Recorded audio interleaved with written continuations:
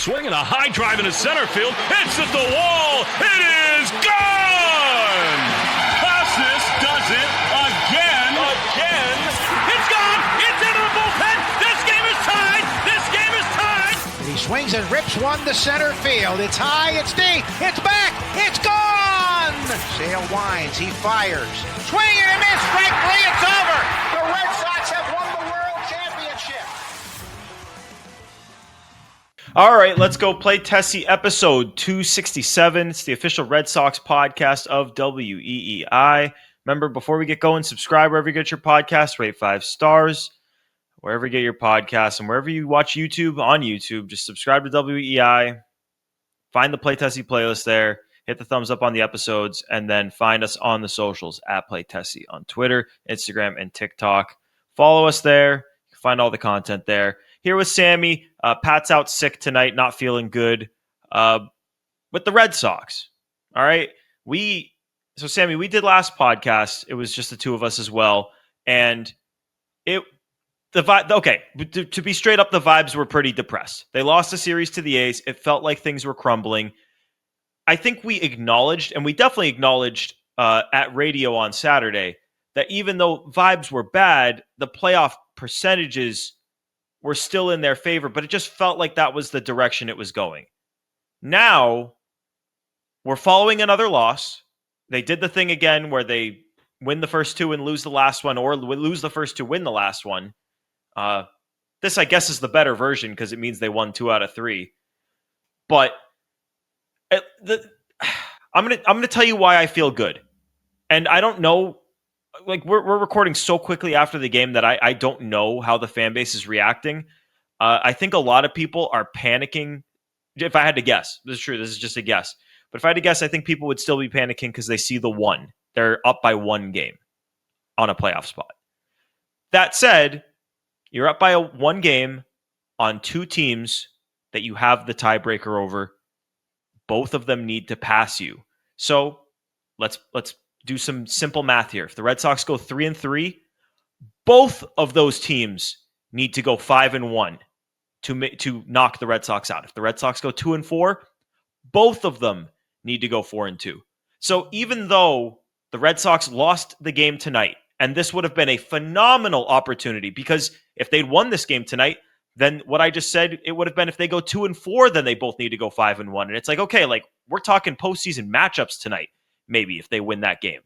But we can't get there yet because they didn't, and they still do have to take care of business against 2 good teams, albeit 2 teams that maybe aren't necessarily playing their best ball in Toronto and Detroit. We can get into that later in the podcast. But Sammy, I think I just gave about as positive of an outlook as you can have coming off of a loss in a game that, let's be honest, the Red Sox absolutely should have won. Yeah, frustrating loss on Sunday night, no doubt about it. There was a lot of runners left on base, some questionable decisions with the bullpen. I thought some poor defense. Bregman, surprisingly, made that play at home. I thought he should have had the runner there. That's a play he makes, I bet, 9 out of 10 times. So frustrating, but I'm with you. I'm not negative or anything. The Red Sox won the series, and I think the biggest thing that's changed since you and I recorded last, since the standings where the Red Sox are at hasn't changed much. The Tigers, Rangers, and Astros have all started. They were during skids, but now they are melting down big time. Those 3 teams. Astros just got swept by the rival Mariners. Tigers are like 1 out of their last 10, I believe. They're ice cold, coldest team in baseball. Borderline, not historic collapse, but one of those, gross. You don't want to think about it if you're a Tigers fan. And then the Rangers have basically fallen out of the race entirely. So with that context, when it felt like the sky was falling here in Boston, when you look at those other teams, it kind of gives you a little bit of a cushion. Plus, like you said, the tiebreaker scenario is in the favor of the Red Sox, and the time left on the calendar is in the favor of the Red Sox. So we're a little more comfy being up 1 game on a playoff spot now compared to a few days ago when we were, I don't know, if you didn't listen to last episode, Gordo's intro was objectively hilarious. He sounded so sad. That was, okay, here we go, Play Tessie, episode 26.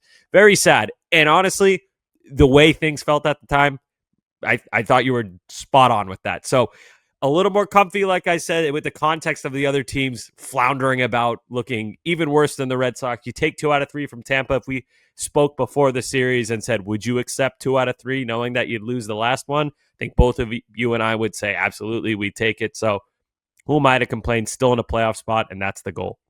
Yeah, I mean, to take what I said specifically about the series going in, I said it's a series you have to take 2 out of 3. And maybe with the results on some of the outside matchups, you didn't necessarily have, like, you'd still be an okay, you can do it position if you took 1. But they took 2. And I said, yeah, it's a series where, yeah, you'd feel a lot better about yourselves if you swept. But I think we're in the position having won 2 out of 3 that I thought they would be in if they swept, just because the Astros got swept. The Rangers have lost 7 in a row. The Tigers have lost 6 in a row. And, maybe I feel a little bit better. Not maybe, I do feel a little bit better going into these last 2 seasons, even though, like we were talking about it, I think off air at radio, about whether you'd rather play the Tigers with them having nothing to play for because they've already secured everything they can secure, or would you rather play them with a chance potentially to pass them if the Guardians are going to clinch the division? I'm totally content playing the Tigers with the brand of baseball that they're playing right now. So even though they're probably not going to clinch anything, the fact that the Blue Jays just snapped a 4-game winning streak today, snapped a 4-game losing streak today with a win, and the Tigers are on a 6-game losing streak. Like, you're playing 2 of the better teams in baseball coming up. But some context here, like the Red Sox pretty much, I would say 3-3 gets them into the playoffs. I find it highly unlikely that the Astros and the Guardians are both going to go 5-1 or better. So I think if you go 3-3 against 2 teams that maybe aren't necessarily playing their best baseball right now, you're definitely in, and that makes me feel okay about things. I think best case scenario is you get the Tigers, because that's a team that if they get into the playoffs, it's not going to be a hooray, we did it. It's going to be a exhale. Okay, we didn't collapse. Oh crap, now we got to play a series. But regardless, just get in. I'll be happy. I feel better. I think that also, just in a very general sense, the way the Red Sox played just felt better. And I know it's easy to say that when they win games, but they had, other than Sunday night, the first 2 games, they had timely hitting. They did the little things, a little bit of small ball here and there, some bunting. So that makes me feel better in general. It's because part of why we were so depressed with the A's series is it was just gross baseball. On top of losing the games, it was just gross brand of baseball where it didn't make you feel like things were going to change. This loss on Sunday, I'm frustrated, but they had guys on base all night. They were making hard contact. Connolly early, his first, not a struggle, but he didn't dominate the A's for the first time. So he faced a new team, probably a better team, weaker offense, better team. Regardless, not his best. And then the bullpen, whatever. So it's not like anything crazy happened on Sunday that would make you feel terrible moving forward. Yeah, and with early too. I mean, it was a tall ask to ask him to go to this ballpark on 4 days rest for, I believe, the first time since April, which I'm surprised he ever was doing that. But I heard somewhere he did it in April. But I mean, to go bit by bit here, Crochet on the 4 days rest. I know he was 6 innings, 3 runs, and like obviously, like results wise, you maybe in a big game like that, you'd think, oh, like hopefully, I would hope he gets 7 and 2 runs or less. But like 2 of the runs were on dinky homers, just that ballpark, and he was striking guys out. He looked really good after pretty much the first inning. So you feel good about that. Second game, Kyle Harrison. We got to talk about what we saw from him in this game, because this is a dude who, like, let's not get lost in the shuffle here. He was making his first start for a new organization in one of the bigger games of the season. I like it's and the way he came over, he's in the shadow of Rafael Devers too. True. That cannot be ignored. That's what everyone's thinking when he's on the mound. Right. And I know, like, every game they play if we say it's the biggest game of the year every single day at this point, but at that point it's like, okay, this is maybe the biggest game of the year. And he comes out there and totally cool, totally calm, totally collected. Even in the 6th inning, that was maybe the most impressive part of the start for me, is he puts the first 2 guys on in the 6th. He's facing the meat of the order for the 3rd time through. This is a guy who has not been going 6 innings in the minors, and maybe that's because of him working on pitches in the minors, and now he's actually fully focused on getting outs. Like we talked about it with Peyton Tolley with him using his off speed in the minors and how it changed in the majors. Kyle Harrison, it's the same thing.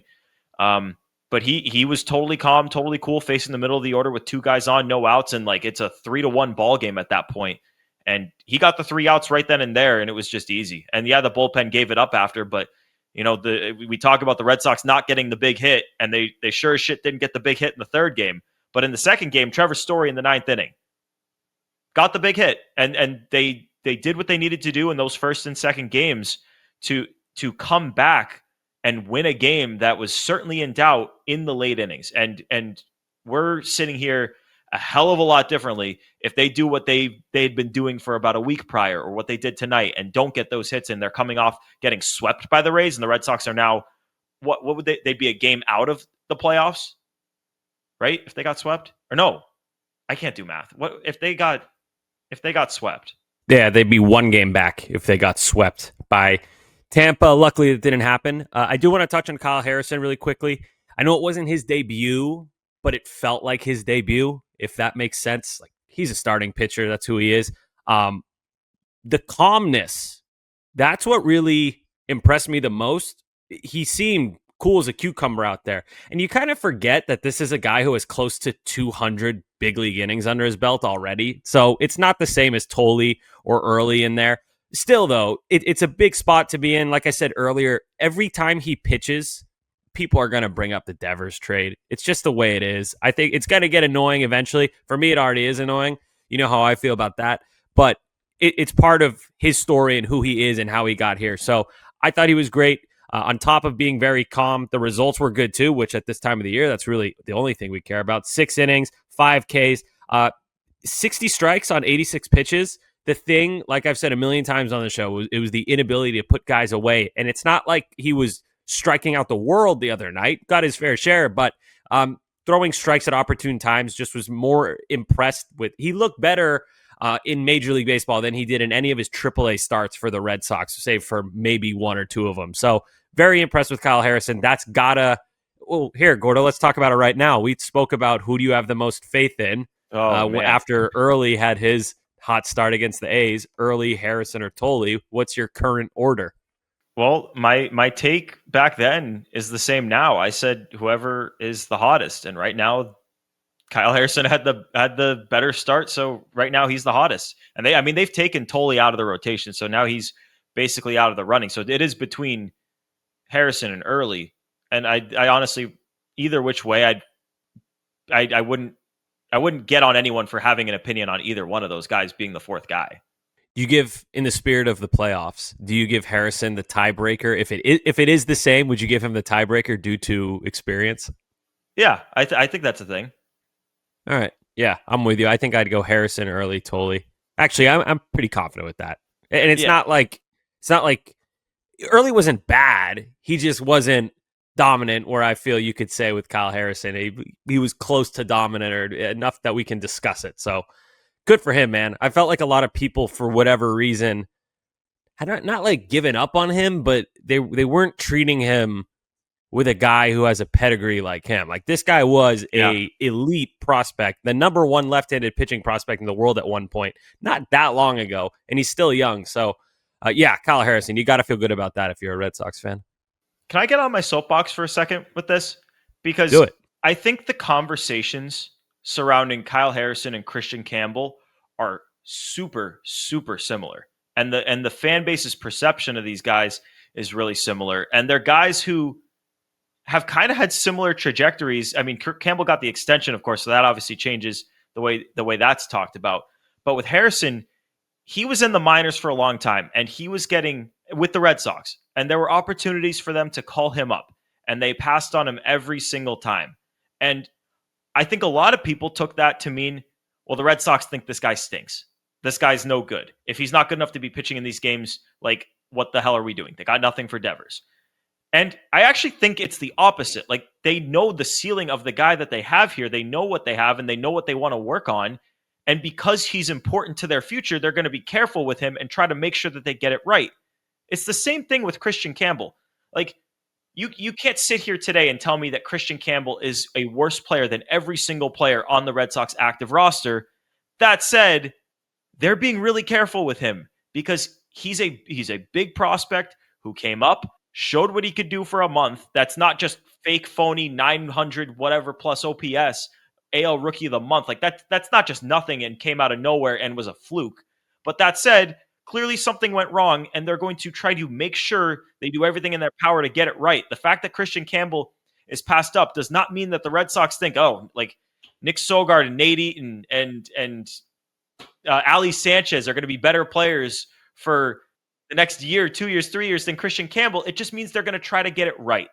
And Kyle Harrison came up and shocker, he did well. He did well, and he never was bad. And Christian Campbell is not bad, but these guys are really, really important cogs in the present and future Red Sox. And it looks like maybe they did something right with Kyle Harrison, and hopefully it turns out the same with Campbell, and he comes up and it looks like they did something right.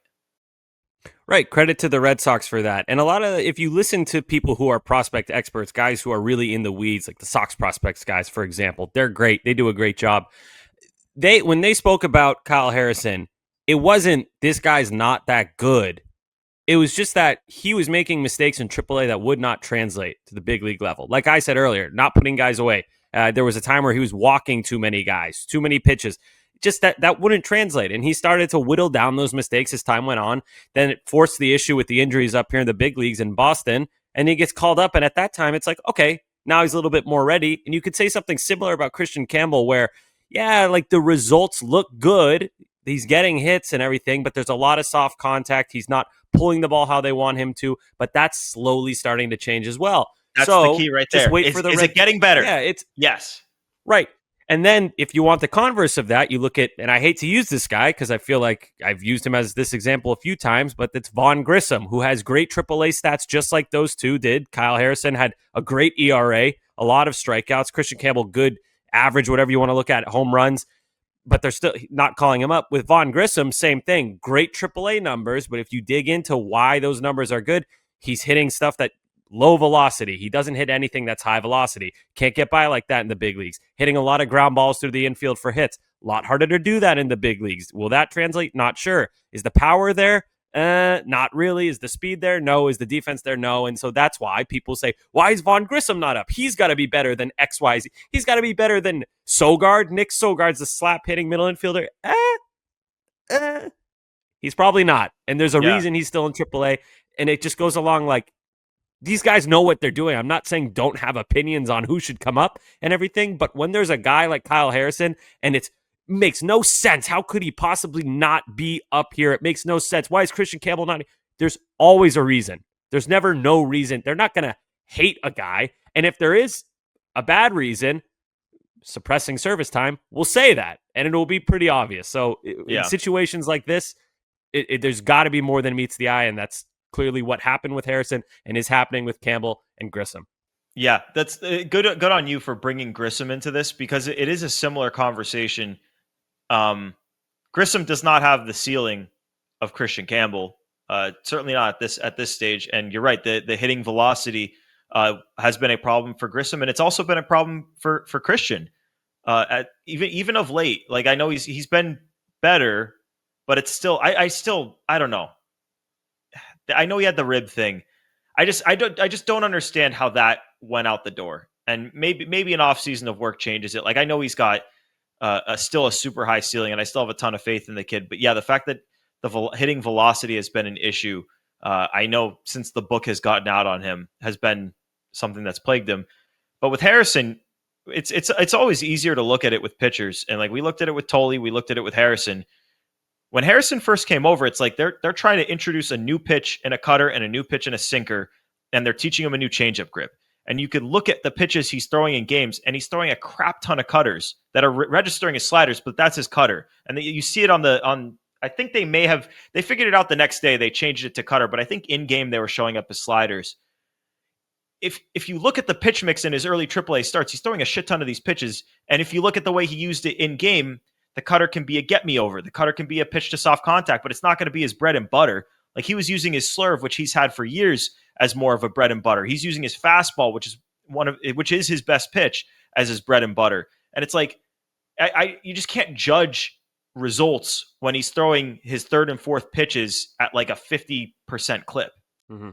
Yeah, like we said, we've spoken about this before. Tolley did that in Yeah. Double A. I remember there was a game where he threw like 40% fastballs, and people thought he was hurt, and he was like, "No, I'm doing that on purpose."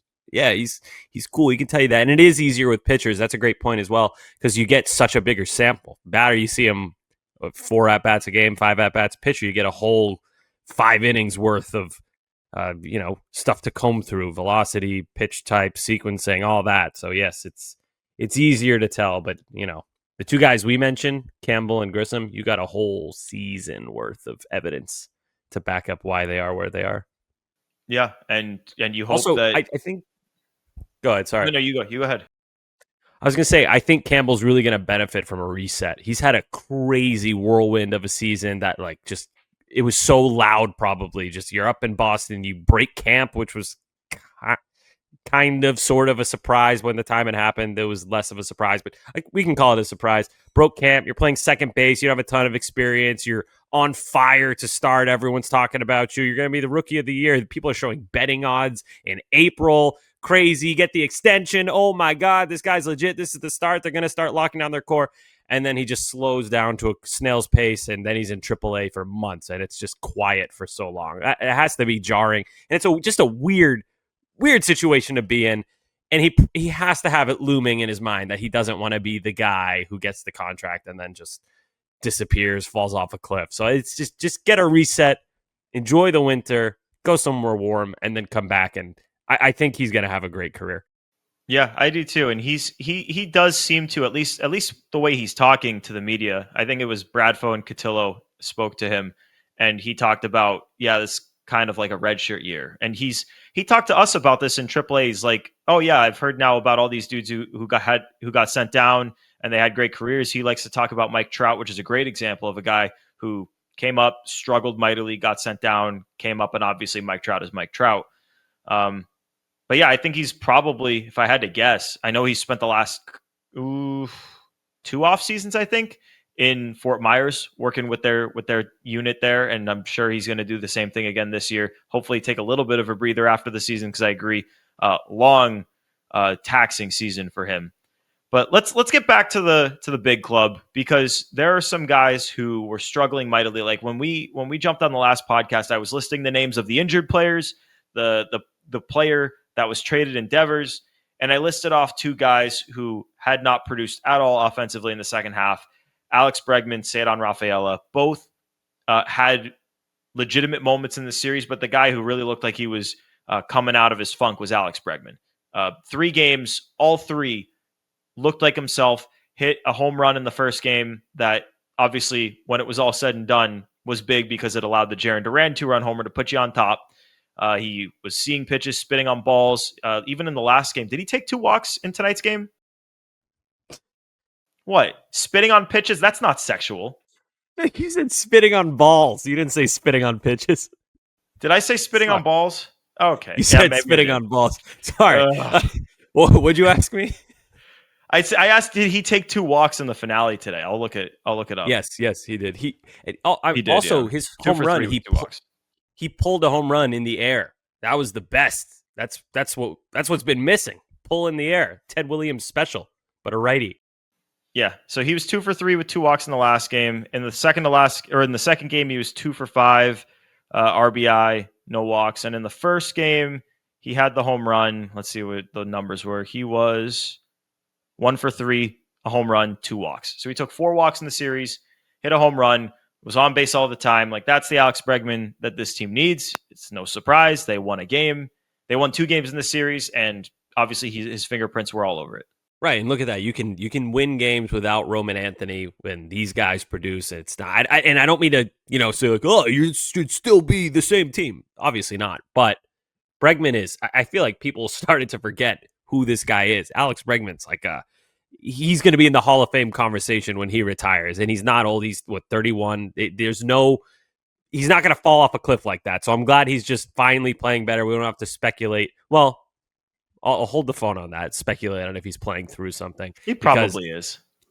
Because did you see him go tag up from third base? That was crazy. So if he's not doing that all the time, there's got to be something. That was gonna be my point. Is that you also have to feel good that he was able to tag up and basically turn on the Jets for what he did on that ball, which it still doesn't look like he's moving great on that, but that's at least like the best he's moved, it looks like, in a long time. Yeah, I mean, I think he's definitely playing through something. The question is, can you get results? Because obviously the injury isn't going to magically go away. Like, what you've got right now with him is what you're going to have in a week. It's what you're going to have in 2 weeks. If he's playing through it, like, he's going to have to play through it. And hopefully what we saw this series is what you're going to get moving forward, because newsflash, you're probably not going to beat the Jays and the Tigers to get at least 3 wins if Alex Bregman is going 0 for every single game. Hey, what if you could magically heal his injury with a sound bath? Just found out about these things. What does that mean? Sound bath? Sound bath? It's like you sit in a circle with a bunch of people and there's someone with like a bowl in the middle and they hit the outside and it's like bong, om. It's very healing. Maybe Why that is could that healing? fix Bregman. It's going to just bathing like in the make his leg sound. feel better? Yeah. All right. I'm in. Don't knock it, dude. Don't knock it. Hey, sound bath. They've got a lot of employees on that training staff. I hope they've thought of it. Sound bather. Where did you hear about this? That you? I was watching reality TV. I saw it. What show? Let's hear it. What were you watching? What were you watching, Sammy? Vanderpump Rules. I've heard that name show. so many times. I don't know what it is. Dude, it's great reality TV. Anyway. What is Vanderpump Rules? This might be the first time in forever, Gordo, I'm actually on your side when it comes to pop culture. Do you not know what it is? Or have you not heard a clue? I don't know what it is, but if I do guess, because Sammy said it's reality television, it's fake arguments about God knows what, the smallest things in the world. And it's like that Bachelor crap or whatever. Oh, whoa. Listen, Joe. Yeah. Can I give you I called it crap. I stand by it. I do like some reality TV, and I'll give my argument for it. I think watching other people's lives in pure chaos makes people feel better and more secure about their own life. Like, you think feel your grounded, life is, bro. It makes your life feel not overwhelming because they're dealing with all this crazy shit and you're just sitting on your couch like you're okay, right? Like, yeah, I think that's the argument behind it. Well, these people are super rich and they basically just go to parties, so I kind of envy them. Yeah, you're okay. So you're living vicariously through the yeah. The opposite. But they don't get to be on Play Tessie. Talk about spitting on balls. Yeah. Oh, they do talk about. They do talk about. I was talking about baseball. Oh, there's were you? I was talking about Alex Bregman hitting. All right, Joe, you're supposed to yell at us and tell us to get back on track. Okay, let's move on now. Okay, boys. Okay. Should we talk about Willie Abreu? Can I tell you something funny? Yeah. I had like 3 or 4 people today. Willie Abreu struck out every single time he played today. 0 for 4. 0 for 4 with 4 Ks. I had people tweet at me, he needs a few games in Worcester. Their season just ended. Yes. I'm like, I mean, they've got like that stay ready group. Like everyone who's on the 40 man, that's not what the big club goes to Fort Myers. I guess you could take live ABs against those guys. But credit to all the people who tweeted that to me. They either deleted their tweet, but nobody said, yeah, I meant bring him back a day earlier, which would have been a cope.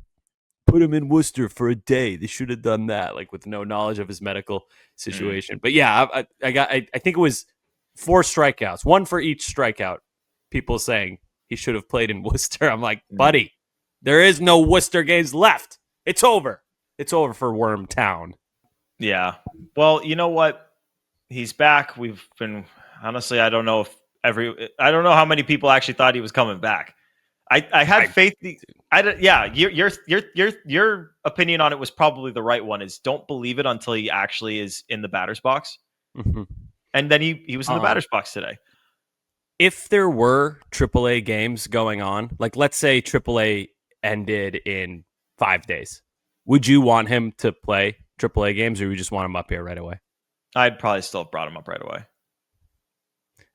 I think I mean, would it's easy too. to say in hindsight now that he was 0 for 4 with 4 Ks, but I think I would have just said bring him up.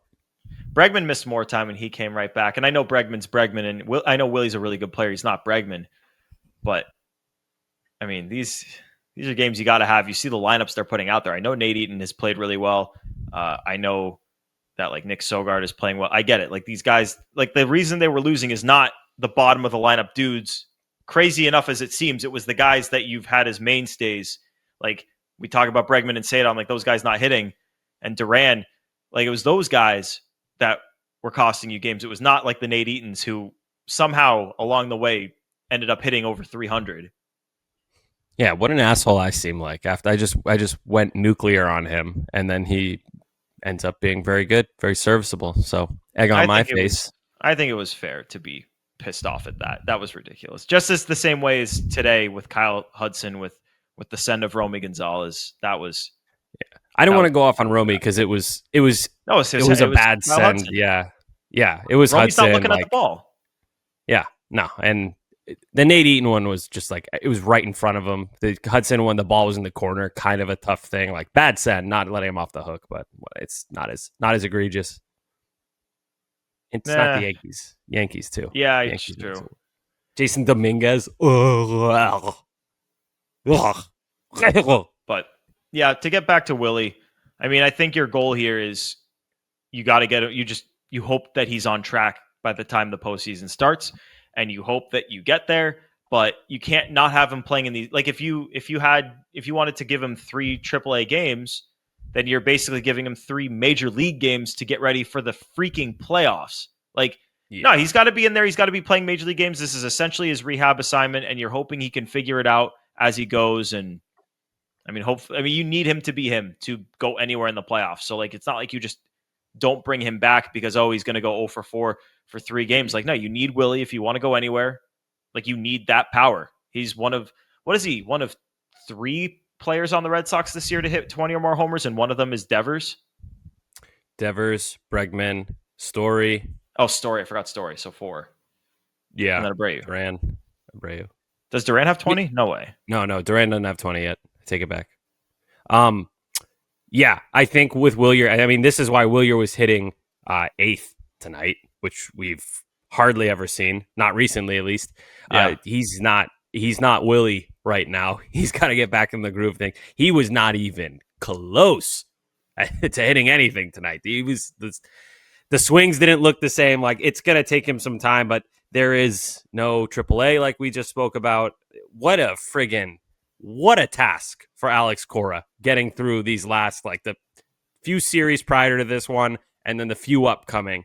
Just an unbelievably difficult job for Cora between managing Abreu specifically, the lineups every night where you have about half your guys, the rotation, which is down to 3, and then a few question marks in terms of starters. You don't really know who you have.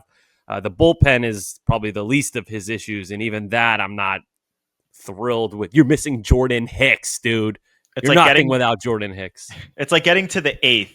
Like they're very lucky to have Whitlock and Chapman, because you're right. There's been so much instability on this team, but the 8th and 9th being as secure as they've been it's a luxury that I feel like I'll speak for myself. I'm definitely guilty of taking it for granted, because we've had some recent years where 8th and 9th innings are no guarantee.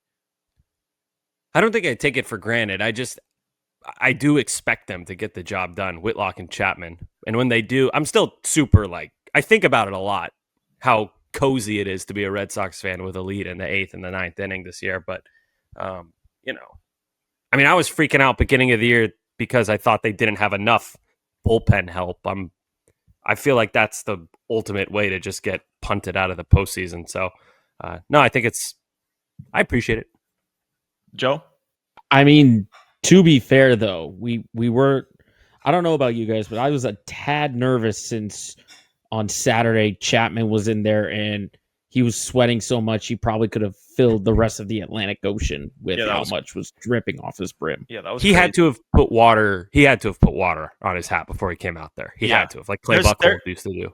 it cannot be physically possible to sweat so much that it drips like it was off of the brim of your hat. Like off of your face, maybe. But like to get all the way to the brim of the hat, there's no, I mean, I know that it's Florida and it was like 90 degrees, but yeah, it was crazy. And he had to throw a shit ton of pitches to get through that. But He did it though. Yeah, he did it. And he was not needed in the third game, and he'll get an off day on Monday. We can talk about, I mean, Sammy, you sort of questioned the bullpen decision making tonight. I questioned it more in the second game when he went to Wilson in the seventh. And I thought, Steven Matz has been really good for this team. He's got an ERA in the ones since he got here. Although I don't know anymore. He gave up the home run tonight. Or you could have just gone to Slayton, who'd been so good. That's one of the developments that that maybe hasn't gotten enough play yet, is that Slayton has looked as good as he has. And it really just deepens the bullpen. But he went to Wilson, didn't work out. And then tonight, he went to Zach Kelly for a second inning. Zach's pitched super well lately, but it's been in 1 inning spurts outside of that, like 4 inning, I should say masterclass of an outing, even though it was in a terrible game. He's been having success in 1 inning spurts, and it was the second inning today that he came out and he struggled, and they pulled him, and it was kind of too late from there. Steven Matz a 2.21 ERA with the Red Sox, so still good. It's after tonight. Okay. Yeah. Excuse me. My complaint with the Sunday night game, bullpen managing, lots of stuff we're not privy to, whether that's a physical thing, a sickness thing, and just not feeling it. There's just stuff that goes on in people's lives. So the bullpen management thing, I think, is a lot harder than just picking the matchups. It's like balancing personalities as well. That said, Zach Kelly's been hot lately. They put him in a 1-run game, Sox down 1 run, so you're not going to use your high leverage guys. So I thought that was totally appropriate to go to him in that spot. Zach Kelly pitches a clean inning, 4-3 still next inning, and they go back to Zach Kelly. This is in the bottom of the 8th now. So from the 7th to the 8th, they go back to Zach Kelly. And I don't fully agree that he's not a multi-inning guy, but I don't think he's a multi-inning guy in big spots like that, in a 1-run game. Like, he's not uber reliable. Like, if you're down by 3 or 4 and you need him to keep it close because you're still in striking distance, then if he has to go 2, okay, that's fine. But tonight, at this point in the season, with Whitlock warming up, so you have to think he's good to go, why not just go to Whitlock to keep it a 4-3 game? And my guess would be the argument Cora would use, and whether this is right or wrong is not what I'm saying, is he probably would have said, well, he had a quick 7th inning. He's been pitching really well lately, and the playoffs are coming up. Anytime we can save Whitlock is great. Also, we're not winning, so I don't want to push him too much. That's the argument I guess he would have used. I don't think he would have said, like, I overthought it or anything like that. So that's my complaint. It's not egregious. It did backfire, but I did not think that was the right move. I would have gone straight to Whitlock, and backup plan would have been straight to Tolley. So I like went back and forth on things as I was thinking through it. I understand not going to Whitlock, just mainly because of everything we talked about at the start of the show. Like, they lost the game tonight, but your playoff chances are still pretty good. Like, you don't need to necessarily, and I get this can change in the blink of an eye. Like, tomorrow things could change and it's like, oh shit, like now they really have to go. But as it stands right now, like, you're losing the game. If you put Whitlock in and he shuts it down, you still probably lose the game. And Whitlock has taken a lot this year on his plate. And let's see, he's thrown on the 13th, 14th, 17th, 20th. So this would have been a back-to-back. He would have had an off day tomorrow. He would have been okay, and he's been unbelievable. But it's one of those things where it's like he's coming off surgery. Obviously, you need him in the postseason. If you don't have Whitlock, you're not going anywhere. And anytime you can save him and reasonably feel like the outcome is not going to change whether you put him in or not, I feel like you don't do it.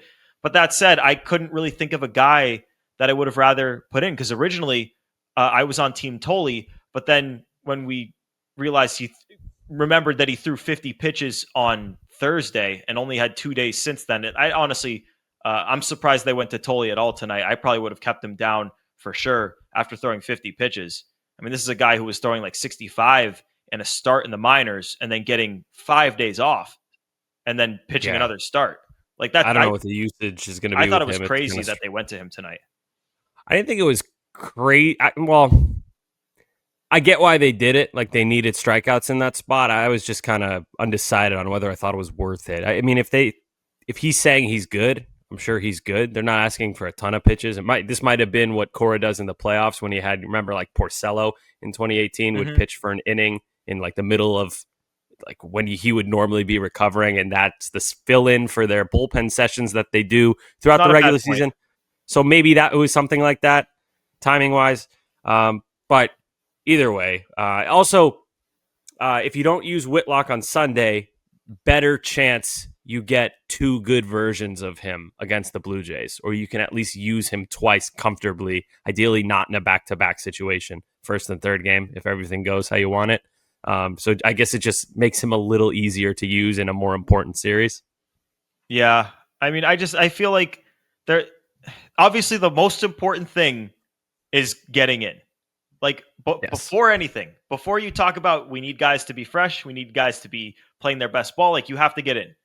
Secondly, obviously you'd love to get in and be able to clinch, let's say, Friday. And you don't have to pitch Whitlock or Chapman on Saturday, Sunday. They're going to have Monday off. And then Tuesday would be the wild card series. Obviously, this is a week from, like, this is in like 9 days. But yeah, getting these, I don't know. It's really a damned if you do, damned if you don't situation. Because if they pitched Whitlock and they lost, like in that Yankee game, what was it? Was it the first Yankee game that they pitched Whitlock and Chapman both and then lost? Yeah, that was tough. Like, those games objectively kill. And they had a bunch of those early in the season because the Red Sox would lose so many one-run games. And they would like. What would you have done? I debated. Like I was originally Team Tolley. Then I came off that. And honestly, I think I probably would have gone back to Zach. And I wouldn't have felt great about it. But that's probably what I would have done, and I would have been wrong because if like objectively with the result, it ended up not being the right call. But I think that's what I would have done. Spin Zone, you have a big league manager who agrees with your take. So yeah, there you go. Yeah, and also Spin Zone. Chapman only threw once in the series. Whitlock will be fresh for the Jays, and again, Jays not playing their best ball right now. Let me quickly look at the matchups for that series. They moved Crochet up a day to Wednesday, which is MLB.com has it right now. Giolito versus Gosman for the first game. And then the second game, that would be Crochet Scherzer, which I love that matchup. And then Bayo Bieber. That sounds right. Yeah. I spoke about it on the broadcast. Yeah, they moved Crochet up, and it's basically what it does is he now gets it's like the 5-day rest to go to game 1 of the wild card series. Yeah, Lou laid it out really nice on the broadcast tonight. It's basically Red Sox were saying, would you rather Crochet on extra rest in the regular season for that one last start or for game 1 of the playoffs? And the Red Sox chose game 1 of the playoffs. So right. I kind of like that. That's like a confident move. Confident without saying it. Easy decision. Like, yeah, just an easy call. Those are actually outside of the Scherzer, because Scherzer, he let up 7 runs in less than an inning in his last start. Like, you feel good. He's got a 5 ERA this year, obviously in large part due to that outing. But Gosman has been pitching really well. Bieber has pitched very well since being activated off the IL. So not going to be easy. But again, like, you got to win 3 games. So if you get 1 in this series, then you got to take the Tiger series. If you take 2 in this series, you can take it a little bit easy. Maybe you win on Friday against the Tigers. You can clinch, take it easy Saturday, Sunday. But let's be honest with ourselves. Like, this is probably a situation where if you were going to clinch, it's going to be in the last day or 2 of the season. Oh, wow. Kevin Gosman has pitched really well lately. Yikes. Did he throw a complete game recently? Yep. September 11th, 9 innings, no earned runs, 2 hits. Wow. It was 9 Ks. Woo. Who was that against? That was Tampa? Houston. No, Tampa was his last start. Houston. Jeez. Yeah, last start he was 6 innings, 1 earned against Tampa. Then, it was 9 shutout before that. And then before that, it was 8 innings, 1 run. Before that, it was 7 innings, 1 run. And this is against Milwaukee, Yankees, Astros, Rays. So Sox are going to tee off on him. Yeah. Jesus, dude. Come on. Why this guy Gosman? He wasn't He's a he pain in is the he ass, the too. he's the guy good. who was upset because the Red Sox didn't call him when he was a free agent. He's like, didn't even call me. Well, they should have called him. They should have, but like They who should have says that called him. shit? Weird. Can I also point out that the odds are in the Sox favor because the Guardians and the Tigers are playing each other? Oh, So yeah. the idea would be that the magic number it's 5, right? It's still 5. So Yeah, like if the Red if Sox you win can- 5 games, they're in. Yeah, but there's also that combo of like if they can win and the Guardians can lose, that boosts it. So really, if the Sox take 1 of 3, but the Guardians lose 2 of 3, that means you only need to get 1 from Detroit. And You Joe, think. also, Like, do you it's not really just think the the Guardians. Guardians? Do you it's really the Guardians think or the Astros? Like Right. it's both. right? Like, do That's you why guys? the odds are good. Yeah. Do you guys like actually think that the Guardians can go 5-1 again in 3 against Detroit and then 3 against Texas? I do think they can do it, but I don't think that both them and the Astros are going to do it. That's why I feel good right now. Like if it was just the Guardians we were worrying about, I'd be sitting here shitting my pants because they win every day. Not today. And one last thing on the Blue Jays before we move on to enough said. No Bo Bichette, which is big. Like that's a legit big piece to be missing. Joe must be devastated. Oh, Joe's sad. That's Joe's fave. Yeah. Joe's fave player. But yeah, that's a big loss for them. I know people have mixed opinions on Bo Bichette, but He's a good player. Come on. Yeah, and he's a shortstop. Objectively hurts them. Yeah, he was hitting 311, 18 home runs. Defense is so, but 840 OPS and an 128 OPS plus. Not in the lineup for Toronto. It's a big loss. So it's not just the Sox that are hurting. Yeah. No, I mean, and the truth is, like, I don't know, they're not playing good ball. Hopefully, I mean, they're a pesky team. I don't know. The games are going to go how they go. It's really unpredictable this time of year. But you got your 3 dudes going, and Bayo's going to be on extra rest, which hopefully will be good for him because he obviously has not looked like himself recently. So hopefully the extra day will, actually an extra couple of days because he's got the off day and pushed a day. Yes. All right. Enough said. Yeah. You got anything, Sammy? Yeah. He hasn't been great lately, but want to give a shout out to Greg Weissert. He pitched in his 70th game for the Red Sox tonight, Sunday, September 21st. That is, say what you want about him. I don't like him in leverage spots either. He's not great with inherited runners, but 70 outings is 70 outings. It's a big piece of a team, and I feel like he never gets any credit. He was awesome in the first half of the season. I actually think I had him as my unsung hero of the team, if I remember correctly. So Greg Weissert, underappreciated.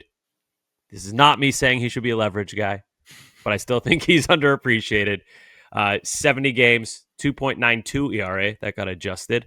Over 64.2 innings, 55 Ks. I think he's good. He has pissed me off to no end in the second half of the season here, but when you had him as your unsung hero of the first half, I remember being really annoyed that I didn't have him as mine because he really was the unsung hero of the first half. That said, holy shit, that A's game was brutal. When he coughed up Early's runs, one totally run debut too. And totally debut. Yeah, it was tough. But overall, 70 games. That's a lot of games. That is a lot of games. Thank you, Greg. Go, Greg. Also, seen him walk his dog before. Cute dog. Forget the breed, but cute dog. Yeah. It was late at night. I didn't want to go up to him and be like, "Hey, Greg. Hey, Greg, can I pet your dog? Remember me, Greg? Hey, do you know I picked you as my unsung hero for the first half of the season, Greg? Can you show me how you grip your sweeper, Greg?" Yeah, sure, man. Here you go. You got a ball? Yeah, he's a super nice guy. But yeah, shout out Greg Weissert. My enough said. So I was watching obviously the Red Sox, but I had the Sunday Night Football game on a second screen. And what I would do is when the Red Sox would go to commercial break, I would mute that screen and I would turn up the volume on Sunday Night Football. And one thing that watching football at the same time as baseball, I think when you watch baseball, you think, oh, they go to commercial every half inning. So there's a ton of commercial breaks. Football has a shit ton of commercials. Like I could not, like, every single time the Red Sox would go to commercial, I feel like the Sunday Night Football game was in commercial. I'd just be sitting there through 2 separate commercial breaks at once. Like, I just think, whatever, too many commercials. That's all. A lot of money. That's why I don't have 2 TVs, so I don't ever get double commercials. It's on purpose. Yeah, if you don't watch multiple things at once, you will never be subject to double commercials. Double commercials is a fate worse than death itself. It's true. Double commercials worse than missing the postseason. Did any of them work on you? Did you buy any new products? No, I didn't buy anything tonight. Joe? So double failed. The number one answer to all of that is money, boys. It's all about the money. Yeah, but while we have some extra time, I do also want to have a tiny enough set here and just say what I tweeted out earlier today. I'm done with the Ramondre Stevenson era. I'm done with it. I'm ready for Travion time. It's Travion time. Yeah. Well, what if he magically just stops fumbling? I'm still done. You could have said that last year too. I think still done. What is it like 9 fumbles and 7 touchdowns last year or something? He had 7 last year. What if he just doesn't this year? They gotta. I'm gonna treat football how baseball fans treat Pete Fatsy, and just be like, well, why doesn't the running backs coach tell him not to fumble? That's a good point. It's his running backs. It's his running backs, bro. Wait, can it's so can we simple. talk about that just for a second? Don't. Ramondre fumbles and people go nuts on Ramondre, but if the Red Sox don't hit, it's Fatsy. No one ever talks about. But then again, people go after McDaniels, and people go after McDaniels. Yeah, but that's if the offense isn't scoring. Like, you'll see dudes go 0 for 4 with 4 Ks, and it'll be like, fire the coach. Also, like, you don't know if a guy like fucked up a route or just like wasn't getting good separation. Like you don't. It's so hard to tell in football if the coach is fucking up. Like, it's so easy to be like, why would you call that if the play didn't work? But how do you know like the corner didn't just do an outstanding job, or the defensive coach called the perfect coverage to counter you and it was just a great move by him? Like, it's so I hate the like, I know better than this fucking professional coach. It's just like, not saying don't have your opinions, but like, just nitpicking stuff you can't see it always gets to me. Also, the difference you're talking about, Gordo, is Ramondre is one guy that's fucking up. The whole lineup at one time could not hit.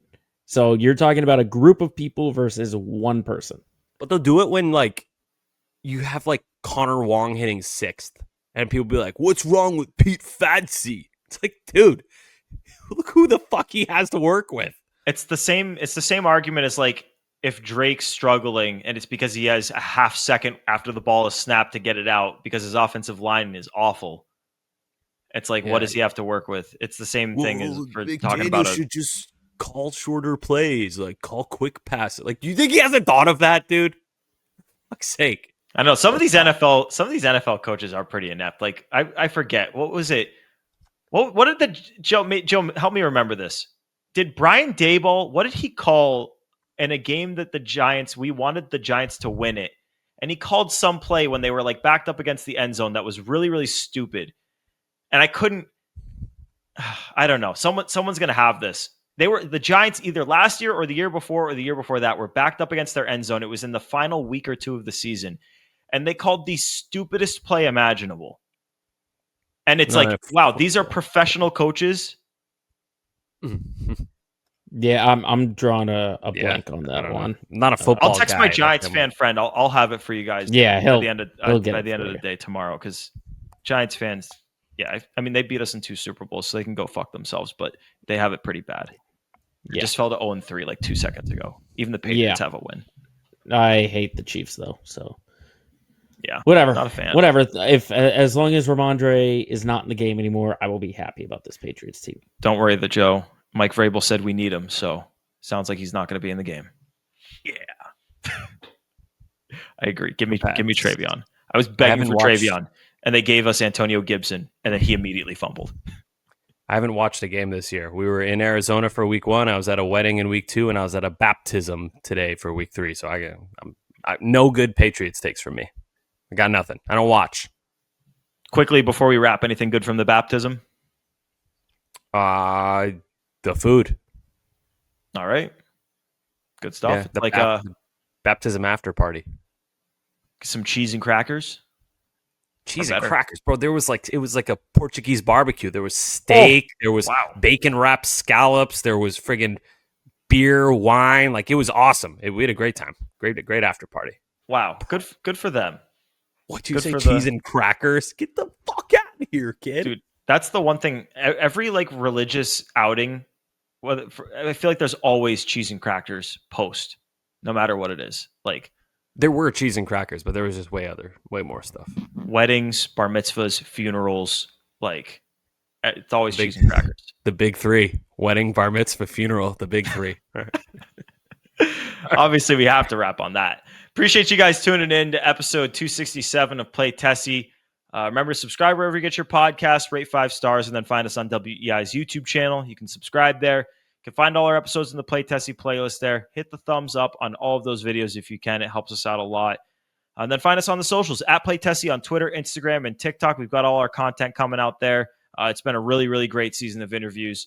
I'm excited to like actually sit down and recap everything that we've done once the season's over. I'm not willing to do anything like that before it's over, but I'm excited to do it. We've really had a good year of that. The players have been super generous with their time with us, and we've obviously, it's been really great to get to know them and to do content with them, and it's all on those social pages, so be sure to check it out. For Sammy, for Joe producing, it is Gordo here for Play Tessie episode 267. Thanks for tuning in. Peace.